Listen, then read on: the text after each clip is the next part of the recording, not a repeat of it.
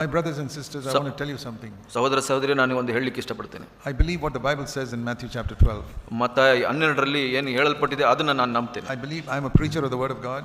ದೇವರ ವಾಕ್ಯವನ್ನು ಬೋಧಿಸುವಾತನು ನಾನು ಬೋಧಕನು. I've been preaching for 57 years. ನಾನು ದೇವರ ವಾಕ್ಯವನ್ನು 57 ವರ್ಷಗಳ ಕಾಲ ಬೋಧಿಸ್ತಾ ಇದ್ದೀನಿ. Even when I was in the Navy, I was preaching. ನಾನು ನೌಕಾದಳದಲ್ಲಿ ಕೆಲಸ ಮಾಡುವಾಗ ಕೂಡ ನಾನು ಪ್ರಸಾರ ಮಾಡ್ತಾ ಇದ್ದೆ. 53 years in full-time Christian work. 53 ವರ್ಷಗಳ ಕಾಲ ಪೂರ್ಣಕಾಲಿಕ ದೇವರ ಸೇವೆಯನ್ನು ಮಾಡ್ತಾ ಇದ್ದೀನಿ. And I believe this word. ನಾನು ಈ ವಾಕ್ಯವನ್ನು ನಂಬ್ತೇನೆ. That every word I speak, I'll give an account to God in the day of judgment. ನಾನು ನ್ಯಾಯ ತೀರ್ಮಾನ ದಿವಸ ನಾನು ಮಾತಾಡೋ ಪ್ರತಿ ಮಾತಿಗೂ ಉತ್ತರ ಕೊಡಬೇಕು. Matthew 12 and verse 36. ಮತ್ತಾಯ 12:36ನೇ ವಚನ. I tell you, Jesus said, every careless word they speak, they'll give an account in the day of judgment. ಯೇಸು ಸ್ವಾಮಿ ಹೇಳಿದ್ದು, ಮನುಷ್ಯರು ಸುಮ್ಮನೆ ಮಾತಾಡುವ ಪ್ರತಿಯೊಂದು ಮಾತಿನ ವಿಷಯವಾಗಿ ನ್ಯಾಯ ವಿಚಾರಣೆಯ ದಿನದಂದು ಉತ್ತರ ಕೊಡಬೇಕು. I believe it. ನಾನು ನಂಬ್ತೀನಿ. If I have spoken in a careless way in a meeting, ಒಂದು ಕೂಟದಲ್ಲಿ ನಾನು ಅಲಕ್ಷ್ಯವಾಗಿ ಏನಾದರೂ ಮಾತಾಡಿದ್ರೆ, one day the Lord will judge me. ದೇವರು ನನ್ನ ನ್ಯಾಯ ತೀರ್ಮಾನ ಮಾಡ್ತಾರೆ. Did you tell them the truth? ಅವರಿಗೆ ಸತ್ಯ ಹೇಳ್ದ? Or did you say something that will make them happy? ಇಲ್ಲ ಅಂದ್ರೆ ಅವರಿಗೆ ಸಂತೋಷ ಪಡಿಸುವಂತ ಮಾತುಗಳನ್ನು ಆಡ್ದ? Verse 37, by your words you'll be justified, by your words you'll be condemned. ಇಲ್ಲಿ 37ನೇ ವಚನ ಹೇಳುತ್ತೆ, ನಿನ್ನ ಮಾತುಗಳಿಂದ ನೀತಿವಂತನು ತೀರ್ಪು ಹೊಂದುವಿ, ನಿನ್ನ ಮಾತುಗಳಿಂದ ಅಪರಾಧಿ ಎಂದು ತೀರ್ಪು ಹೊಂದುವಿ. And the other word is Galatians chapter 1. Galatia 1ರಲ್ಲಿ ಇನ್ನೊಂದು ವಚನ. This is such an important verse. ಇದು ಕೂಡ ಬಹಳ ಮುಖ್ಯವಾದ ವಚನ. Galatians 1, Galatia 1 verse 10. 1 ಮತ್ತು 10ನೇ ವಚನ. If I try to, the last part of verse 10. ಕಡೆಯ ಭಾಗ 10ನೇ ವಚನದಲ್ಲಿ, Galatians 1:10. Galatia 1:10. If I try to please men, I cannot be a servant of Christ. ನಾನು ಮನುಷ್ಯರನ್ನು ಮೆಚ್ಚಿಸುವವನಾಗಿದ್ದರೆ ನಾನು ಕ್ರಿಸ್ತನ ದಾಸನಲ್ಲ. This is such an important word to me. ನನಗೆ ಇದು ಬಹಳ ಮುಖ್ಯವಾದ ವಚನ. That I got it painted in a wooden board. ನಾನು ಒಂದು ಮರದ ಹಲಗೆ ಮೇಲೆ ಅದನ್ನ ಬರೆಸಿದೆ. And I put it in my sitting room for more than 25 years. ನನ್ನ ಮನೆಯ ಕೋಣೆಯಲ್ಲಿ ಅದನ್ನ ಹಾಕಿಸಿದೆ. ಅದನ್ನ every day I would see it. ಪ್ರತಿ ದಿವಸ ಅದನ್ನ ನೋಡ್ತಾ ಇದ್ದೆ. It was in my front room. ಅದು ಮುಂದಿನ ಕೋಣೆಯಲ್ಲಿ ಇತ್ತು. If I seek to please men, I cannot be the servant of Christ. ನಾನು ಮನುಷ್ಯರನ್ನು ಮೆಚ್ಚಿಸೋದಾದ್ರೆ ಕ್ರಿಸ್ತನ ದಾಸನಲ್ಲ ನಾನು. I would go from my house Sunday morning to the church. ಭಾನುವಾರ ಬೆಳಿಗ್ಗೆ ಸಭೆಗೆ ಹೋಗುವಾಗ ನಾನು ನೋಡ್ತೀನಿ. And I would read, if you seek to please men today, you cannot be the servant of Christ. ನಾನು ನೋಡ್ತೀನಿ ಅದನ್ನ, ನೀನು ಮನುಷ್ಯನ ಮೆಚ್ಚಿಸೋದಾದ್ರೆ ನನ್ನ ಸೇವಕನಲ್ಲ ಅಂತ. Every day I would see it. ಪ್ರತಿ ದಿವಸ ನಾನು ಅದನ್ನ ನೋಡ್ತಾ ಇದ್ದೆ. Now I don't need it because it's written inside my head there. ನನಗೆ ಅದು ಹಲಗೆ ಬೇಕಾಗಿಲ್ಲ, ಇವಾಗ ನನ್ನ ಮನಸ್ಸಿನಲ್ಲಿ ಬರೆಯಲ್ಪಟ್ಟಿದೆ ಅದು. If I seek to please men, I cannot be a servant of Christ. ನಾನು ಮನುಷ್ಯರನ್ನ ಮೆಚ್ಚಿಸೋದಾದ್ರೆ ದೇವರ ಸೇವಕನಲ್ಲ. That means if I try to tell you something that will make you happy, ಅದರ ಅರ್ಥ ಏನಂದ್ರೆ, ನಿಮಗೆ ಸಂತೋಷ ಪಡಿಸೋದನ್ನ, ನೀವು ಮೆಚ್ಚಿಕೊಳ್ಳುವಂತದನ್ನ ನಾನು ಮಾತಾಡಿದ್ರೆ, I don't speak the truth of God. ನಾನು ಸತ್ಯ, ದೇವರ ಸತ್ಯವನ್ನ ಮಾತಾಡಿಲ್ಲ I'm not ಅಂದ್ರೆ a servant of Christ. ನಾನು ಕ್ರಿಸ್ತನ ದಾಸನಲ್ಲ. I'm a servant of men.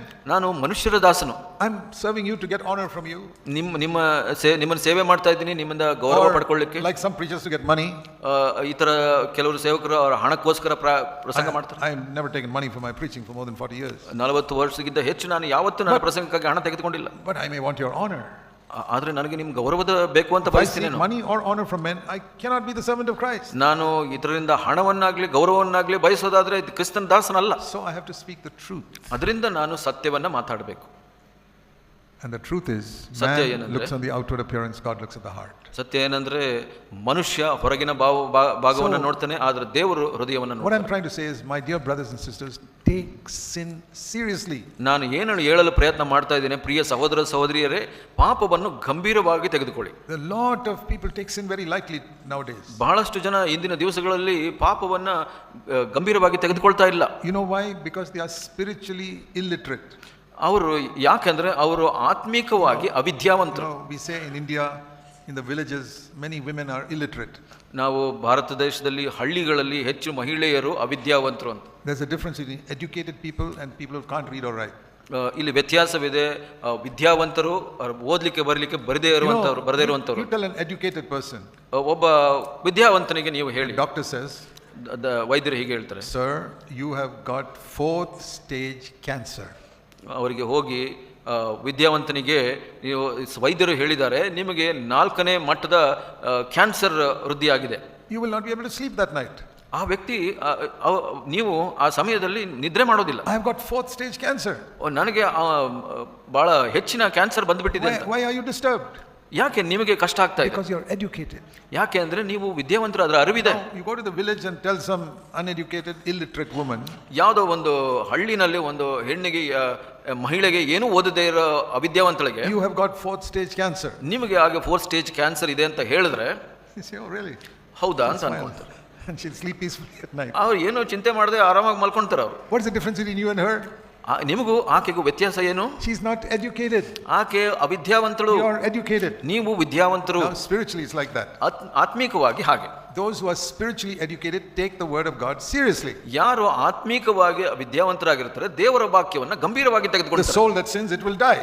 ಇಲ್ಲಿ ವಾಕ್ಯ ಹೇಳುತ್ತೆ, ಯಾವ ಪ್ರಾಣ ಪಾಪವನ್ನು ಮಾಡ್ತಾರೆ ಅದು ಸಾಯುತ್ತೆ. They are educated and they are really spiritually educated. They tremble at God's word. ಆತ್ಮಿಕವಾಗಿ ವಿದ್ಯಾವಂತರು ದೇವರ ವಾಕ್ಯವನ್ನ ನೋಡಿ ನಡುಗ್ತಾರೆ. But many Christians are spiritually uneducated. ಬಹಳಷ್ಟು ಕ್ರೈಸ್ತರು ಆತ್ಮಿಕವಾಗಿ ಅವಿದ್ಯಾವಂತರು. You tell them the soul that sins will die. They laugh at it and go to sleep peacefully. ಯಾರು ಪಾಪ ಮಾಡ್ತಾರೋ ಅವರು ನರಕಕ್ಕೆ ಹೋಗ್ತಾರೆ, ಸಾಯುತ್ತೆ ಅಂತ ಹೇಳಿದ್ರೆ ಅವರು ನಿದ್ರೆಗೆ ಹೋಗ್ತಾರೆ. It is exactly like telling that illiterate woman you got 4th stage cancer. ಇದು ಹೇಗೆ ಅಂತ ಅಂದ್ರೆ ಆ ವಿದ್ಯಾವಂತ ಮಹಿಳೆಗೆ ನಿಮಗೆ 4th stage ಕ್ಯಾನ್ಸರ್ ಇದೆ ಅಂದ್ರೆ ಭಯ ಆಗೋದಿಲ್ಲ ಅಲ್ಲ ಹಾಗೆ. But whether she understands it or not, she'll die. ಆಕೆಗೆ ಅರ್ಥ ಆಗುತ್ತೋ ಇಲ್ವೋ ಪರವಾಗಿಲ್ಲ, ಆದ್ರೆ ಆಕೆ ಸಾಯ್ತಾಳೆ. And whether you understand it or not, you still go to hell.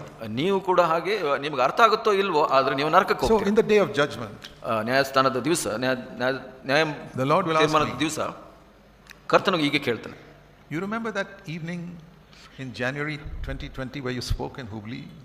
ಜನವರಿ 20, 2020ರಲ್ಲಿ ಹುಬ್ಳಿ ಕೂಟಕ್ಕೆ ನೀವು ಸಂಜೆ ಹೋಗಿದ್ರಿ, ನೆನಪಿದೆಯಾ? And I say, yes Lord, I remember that meeting. ಹೌದು ಕರ್ತನೇ, ನನಗೆ ನೆನಪಿದೆ. Did you tell them the truth? ನೀನು ಅವರಿಗೆ ಸತ್ಯ ಹೇಳ್ದ? Did you tell them the truth about sin? ಪಾಪದ ಬಗ್ಗೆ ನೀನು ಸತ್ಯ ಹೇಳ್ದ? Did you tell them that God looks at the heart and not at your outward testimony? ನೀನು ಅವರಿಗೆ ಹೇಳ್ದ ದೇವರು ಹೃದಯವನ್ನು ನೋಡ್ತಾರೆ, ಹೊರಗಿನ ಸಾಕ್ಷಿಯನ್ನು ನೋಡೋದಿಲ್ಲ ಅಂತ? Or did you just try to please people and say, oh brother Zach is a good preacher and go home? ಅವರಿಗೆಲ್ಲ ಮೆಚ್ಚಿಸಿಗೆ ಪ್ರಯತ್ನ ಮಾಡ್ದ, ಅವರೆಲ್ಲ ನೀನು ಮೆಚ್ಚಿಕೊಂಡು ಸಹೋದರ ಜಾಕ್ ಒಳ್ಳೆ ಪ್ರಸಂಗ ಮಾಡ್ತಾರೆ ಅಂತ ಅನ್ಕೊಂಡ್ರು? I tell you honestly, I believe God will ask me that. ನಾನು ಪ್ರಾಮಾಣಿಕವಾಗಿ ಹೇಳ್ತೀನಿ, ದೇವರು ನನಗೆ ವಿಚಾರಿಸ್ತಾರೆ ಆ And I ವಿಷಯ. will be able to say to him, Lord, I told them the truth. ನಾನು ಕರ್ತನಿಗೆ ಹೇಳ್ತೀನಿ, ಕರ್ತನೆ ನಾನು ಅವರಿಗೆ ಸತ್ಯವನ್ನ ಹೇಳಿದೆ. Then the Lord will say to me, ನಂತರ ಕರ್ತನೆ ಹೇಗೆ ಹೇಳ್ತಾನೆ, well done. ನೀನು ಒಳ್ಳೆ ಕಾರ್ಯ. Now you have no responsibility. ಇವಾಗ ನಿನಗೆ ಆ ಜವಾಬ್ದಾರಿ ಇಲ್ಲ. If they did not listen to you, it is their responsibility. ಅವರು ಅದನ್ನ ನೀವು ಕೇಳಿಸ್ಕೊಂಡಿಲ್ಲ ಅಂದ್ರೆ ಅದು ಅವರ ಜವಾಬ್ದಾರಿ.